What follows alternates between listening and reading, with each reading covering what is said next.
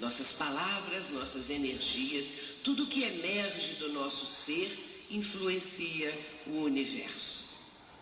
Imaginemos, meus irmãos, 6 bilhões de pessoas pensando. Todos nós aqui estamos pensando. Todos os seres humanos do planeta Terra, aqui nesse planeta, 6 bilhões de pessoas pensando continuadamente. Mas imaginemos também o número dos desencarnados, aquela humanidade desencarnada que faz parte desse grande conjunto que é a humanidade do planeta Terra. Encarnados e desencarnados, uma única humanidade. Imaginemos esta quantidade de espíritos que fazem parte também do nosso planeta Terra. Todos eles pensando, todos esses seres. E nós sabemos, através de informações do nosso Chico Xavier, de Emmanuel, que esta população, digamos assim, desencarnada é 3 vezes mais, ou um pouco mais do que isso, do que a dos encarnados. Portanto, nós talvez devamos ter por aí uns 18 bilhões de espíritos, todos nós pensando, encarnados e desencarnados. É algo fantástico. Aqui Emmanuel nos dando uma contribuição notável para o nosso entendimento, nutrindo-se de substância mental em grande proporção, de modo imperceptível, ele diz, ingerimos pensamentos. Nós estamos absorvendo esses pensamentos, ou seja, nós estamos captando muitas vezes. Então, é esse propósito da nossa conversa no dia de hoje, é exatamente termos essa dimensão notável, ainda que de uma maneira muito incipiente, de uma maneira ainda bastante palidamente, né, em relação à grandiosidade do assunto, mas para nós termos já uma ideia a respeito disso. Estamos ingerindo pensamentos a cada instante, projetando em torno de nossa individualidade as forças que acalentamos em nós mesmos. Então Kardec está ultrapassado, deveria ser atualizado. É porque essas pessoas realmente não estudaram Kardec, não conhecem Kardec, porque Kardec, toda a obra da codificação, ela está muito adiante do tempo. Nos tempos modernos, no tempo atual, esta obra ainda está falando para o futuro, porque todas essas grandes obras e todos os grandes vultos da humanidade falaram para o futuro dos tempos. Por isso, quando nós lemos Kardec, nós imaginamos assim, olha, mas o que ele está dizendo aqui parece que escreveu ontem, porque é dos tempos atuais, parece que escreveu hoje, porque ele está escrevendo alguma coisa que nós estamos vivendo agora. Nós estamos, de certa forma, sintonizados em um processo de interação com tudo isso que está acontecendo. Quando uma criatura é torturada e morre, quando uma criatura é envolvida em sentimentos de amor ou está exteriorizando o amor, isso faz parte também da nossa vida, tanto para um lado quanto para o outro, porque esta lei de solidariedade existe em todo o universo. A energia, ela pode ser concentrada da mesma forma como um raio laser pode concentrar energia luminosa.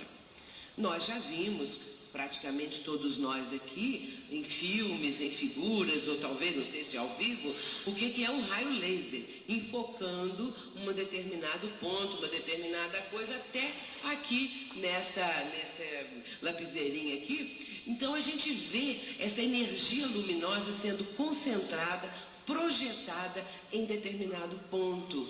E isso nos dá uma ideia do poder da nossa mente, da nossa emissão mental, comparando-a com o raio laser.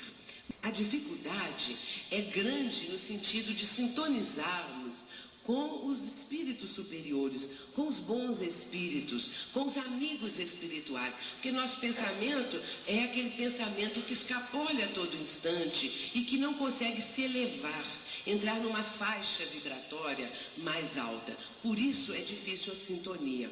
É preciso saber concentrar-se, pôr o pensamento de acordo com o pensamento divino, ou seja, com as faixas superiores. Mas é para isso que nós estamos treinando. Vamos começar com uma outra parte. nós vamos falar como o ser humano começou a pensar. Vamos imaginar aquele ser humano primitivo, lá do tempo das cavernas. Mas vamos imaginar o ser humano na sua primeira encarnação, no seu primeiro momento, após ser individualizado. Ali estava o princípio espiritual que veio estagiando nos reinos da natureza até chegar a um ponto de amadurecimento tal que ele vai ser individualizado pelo Criador. Nós não sabemos como isso acontece. Kardec fala isso em A Gênese. E o mestre Lyonês vai se referir a esse ponto inicial, do momento em que o espírito é criado. Mas ele já traz um certo acervo de experiências que vão sendo cada vez mais crescentes à medida em que o princípio espiritual vai se elevando nos reinos da natureza. Até chegar o instante em que o Pai do Céu vai criar ali um espírito, um ser pensante, o espírito que é o ser inteligente da criação.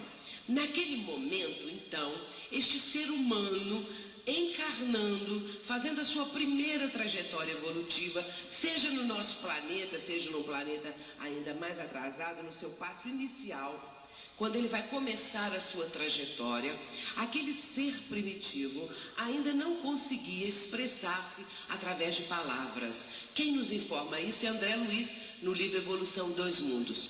Esse é o ser que está apenas transmitindo aquilo que está acontecendo no seu mundo íntimo, na sua mente, através de gestos, através de sons culturais. Então é aquele ser das cavernas que vai começar a sua trajetória evolutiva. E ele ainda não consegue se expressar através das palavras. Mas no momento seguinte, isso vai acontecer porque já havia no seu perispírito todas as condições para que a voz pudesse se exteriorizar. Então as palavras sairiam, as expressões do seu mundo íntimo, através desses primeiros sons, quando ele estaria externando aquilo que existia dentro dele. Então é nesse primeiro momento que ele vai começar. E essa mudança, essa modificação, ela acontece realmente no perispírito. E nós vamos ver agora como a coisa funciona. Porque é o espírito que está encarnado num corpo primitivo, é o espírito que vai acionar esses implementos todos que estão no seu perispírito e agora no corpo físico, para começar então a falar. E é isso que nós vamos ver. Mas para acontecer isto, tem que acontecer antes uma outra coisa, que é o pensamento contínuo. Essa questão do pensamento contínuo é o pensamento constante, não é? É num fluxo constante. Dizendo que apenas quando houve o exercício da palavra é que a energia mental do homem primitivo encontrou a possibilidade de um desenvolvimento cada vez maior, porque foi adquirindo a mobilidade e a elasticidade que eram necessárias para a expansão do pensamento, porque o pensamento era uma força represada ainda, e os diques se romperam, ou seja, esta força notável, ela começou a se expressar, então, através daquelas primeiras palavras, daqueles primeiros sons, ainda bastante, vamos dizer, primitivos mesmo, mas que começavam a proporcionar a comunicação entre as criaturas. Então, nessa hora, o que vai acontecer? Vai se derramar sobre aquele conjunto de pessoas as energias de cada um. Aí o oceano, não é, de palavras, de pensamentos, está então presente para que as consciências encarnadas e desencarnadas pudessem se refletir sem dificuldades umas às outras. Que aquelas ideias fragmentadas do reino animal, no ser que foi criado pelo Pai, que agora é um espírito, vamos dizer assim, um ser humano individualizado, então, a partir daí, se transformam tudo isso que antes era de uma forma muito rudimentar, em conceitos e inquirições, traduzindo desejos e ideias de alentada substância íntima. Ele está mostrando que o átomo, que é uma força viva e poderosíssima, né, da natureza, é, entretanto, diante da inteligência do ser humano que o está manipulando, uma força passiva e que vai ser mobilizada para o bem ou para o mal, de acordo com aquele ser humano que está manipulando essa força, que o está utilizando. Assim também o pensamento, ele faz essa comparação, não é? Assim também o pensamento, que é uma força viva e poderosa, é igualmente passivo.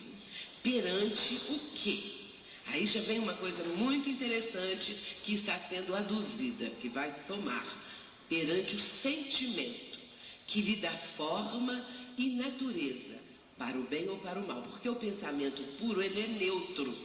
Mas é o sentimento, a emoção da pessoa, o seu estado emocional ou o sentimento que está movendo a criatura que vai tipificar o pensamento. O pensamento vai ter a partir daí um colorido novo, ou seja, uma frequência própria do sentimento que o está impulsionando ou que o está revestindo. E aí, no caso, André Luiz vai dizer que esta força, não é, esse fluxo mental, sendo revestido do sentimento bom ou mal, vai se transformar em fluido, gravitante ou libertador, por acumulação, não é? Ácido ou balsâmico, doce ou amargo, alimentício ou esgotante, vivificador ou mortífero.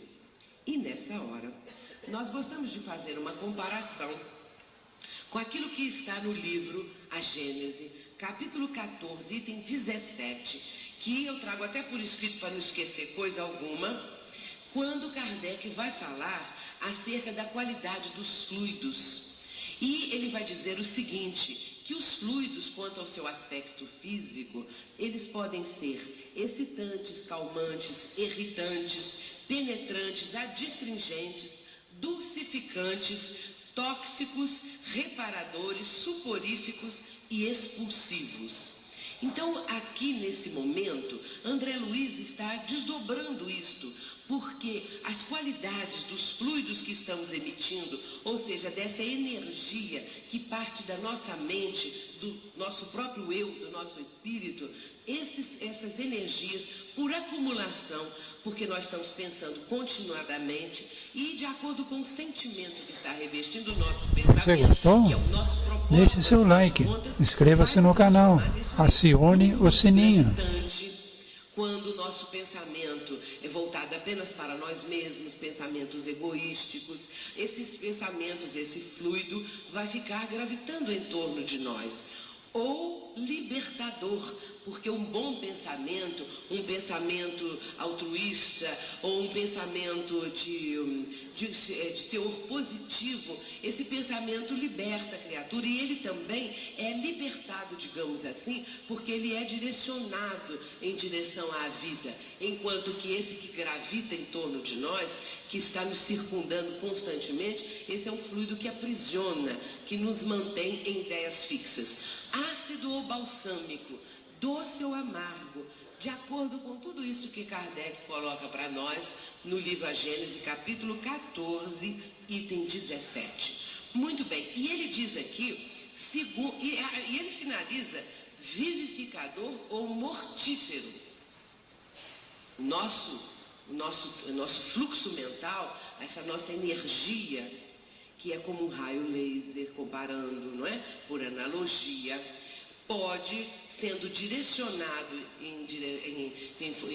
com o objetivo de atingir alguém, pode trazer energias tão deletérias que sejam vivificantes, que tragam vida, ou, se no caso das energias deletérias, mortíferas, que tragam prejuízos para a pessoa.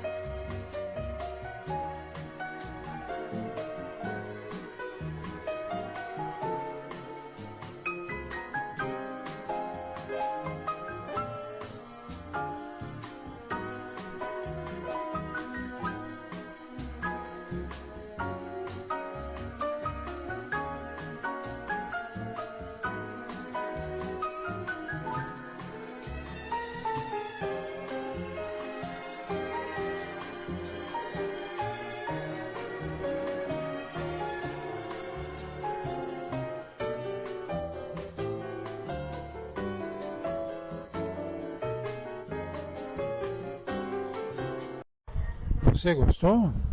Deixe seu like, inscreva-se no canal, acione o sininho.